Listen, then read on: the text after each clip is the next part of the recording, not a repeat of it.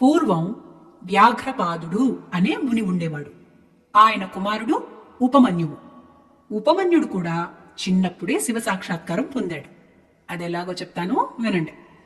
ఒకసారి ఉపమన్యువు వాళ్ళ చుట్టాలింటికి వెళ్లి వాళ్ళింట్లో పాయసం తిని చాలా రుచిగా ఉందని ఎంతో సంతోషపడ్డాడు. తిరిగి ఇంటికి వచ్చాక వాళ్ళమ్మని పాయసం చేయమని అడిగాడు. పేదరికాన ఉన్న ఆ తల్లికి ఏం చేయాలో పాలుపోలేదు. ఇంట్లో పాలు బియ్యం ఇలాంటివి ఏవీ లేవు. కాని పిల్లవాడు అడక్కడక్క అడిగాడు కనుక లేదంటే నొచ్చుకుంటాడని ఏం చేద్దామా అని ఆలోచించింది. వెంటనే ఓ ఉపాయం ఆలోచించింది. ఇంట్లో ఏదో పిండి ఉంటే దాంట్లో నీళ్లు కలిపి ఇదే పాయసం తాగు అని ఇచ్చింది. ఉపమన్యువు ఉత్సాహంగా తాగేశాడు. కాని అంతకుముందే అసలైన పాయసం రుచి తెలుసు కనుక ఇది పాయసం కాదని పోల్చుకున్నాడు. అమ్మా, ఇది అసలైన పాయసం కాదు, ఇంకేదో ఇచ్చేశావు, కాని నిజం పాయసం కావాలి అని ఏడవడం మొదలుపెట్టాడు.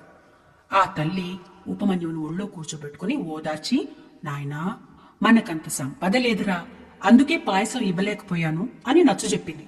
ఇంట్లో ఆవు లేదని, పంట లేదని, అవి లేనప్పుడు పాలు పాయసం రావని చెప్పింది. అవి ఎవరిస్తే మనకొస్తాయి, ఏం చేస్తే వస్తాయి అని అమాయకంగా అడిగాడు ఉపమన్యువు. ఏది కావాలన్నా ఈశ్వరుడే ఇవ్వాలి, ఆయన కోసం తపస్సు చేస్తే వస్తాయి అని అమ్మ చెప్పింది. వెంటనే ఉపమన్యువు ఆ ఈశ్వరుడు ఎక్కడుంటాడు, ఎలా ఉంటాడు అని అడిగాడు. ఆ అమ్మ ఆనందంగా చెప్పింది, నాన్నా, ఆయన సర్వేశ్వరుడు, సర్వవ్యాపకుడు, అన్ని చోట్ల ఉంటాడు. ధ్యానించిన వారికి కనపడతాడు. ఏకాగ్రంగా ధ్యానించి పూజిస్తే తప్పకుండా వస్తాడు. ఆయన తల మీద నెలవంక ఉంటుంది, పెద్ద జడలుంటాయి, నెత్తి మీద గంగమ్మ ఉంటుంది, కంఠం నీలంగా ఉంటుంది, తెల్లగా ఉంటాడు. త్రిశూలం ధరించి తోలు కట్టుకుని ఒంటి మీద పాములు ధరించి ఉంటాడు. ఆయన్ని చూడగానే ఎంతో చల్లగా, హాయిగా, ప్రశాంతంగా, మహానందంగా ఉంటుంది అంటూ ఉపమన్యువు వాళ్ళ అమ్మ శివుడి గురించి వర్ణించి వర్ణించి వర్ణించి చెప్పింది. శివమంత్రంలో మహిమ గురించి కూడా చెప్పింది. ఉపమన్యు ఉత్సాహంగా, అమ్మా, నేను ఆ స్వామిని చూడాలి, అందుకోసం తపస్సు చేస్తానే అన్నాడు. సరే వెళ్ళరా నాయనా అని ఆనందంగా దీవించి పంపించింది ఆ తల్లి. ఉపమన్యువు నిష్ఠతో శివుని కోసం తపస్సు చేశాడు. పాల కోసమని తపస్సు కూర్చున్నా తపస్సు చేస్తున్న కొద్దీ ఆయనకి శివుని మీద ప్రేమ పెరిగిపోయింది. శివుణ్ణి చూడటం కోసమే తపస్సు చేయాలనిపించింది. భక్తితో తపస్సు చేస్తున్నాడు. ఆ చిన్నారి తపస్సు చేస్తుంటే ఎందరో రాక్షసులు వచ్చి అల్లరి పెట్టారు. మీకు తెలుసు కదా, రాక్షసులన్నీ ఇలాంటి పనులే చేస్తారు. కానీ ఉపమన్యువు తపస్సు వల్ల ఆ దగ్గరికి కూడా వాళ్ళు రాలేక పారిపోయారు. కొంతకాలానికి ఉపమన్యుని తపస్సు పరీక్ష చేద్దామని శివుడు ఇంద్రుడి రూపంలో వచ్చి, నాయనా, నీ తపస్సు ఇంకా చాలు, నీకేం కావాలో కోరుకో ఇస్తాను అని అడిగాడు. ఇంతకీ నువ్వెవరివి, నిన్నెవరు పిలిచారు అని అడిగాడు ఉపమన్యువు. బాబూ, నన్ను ఇంద్రుడు అంటారు. నీకు కావలసింది పాలే కదా, నేనిస్తానులే, ఎన్నో సంపదలు కూడా ఇస్తాను అన్నాడు ఇంద్రుడి రూపంలో ఉన్న శివుడు. నాకు కావలసిందేమిటో నీకనవసరం, నువ్వు నాకేమీ ఇవ్వక్కర్లేదు. నేను నా శివుని కోసం తపస్సు చేసుకుంటున్నాను.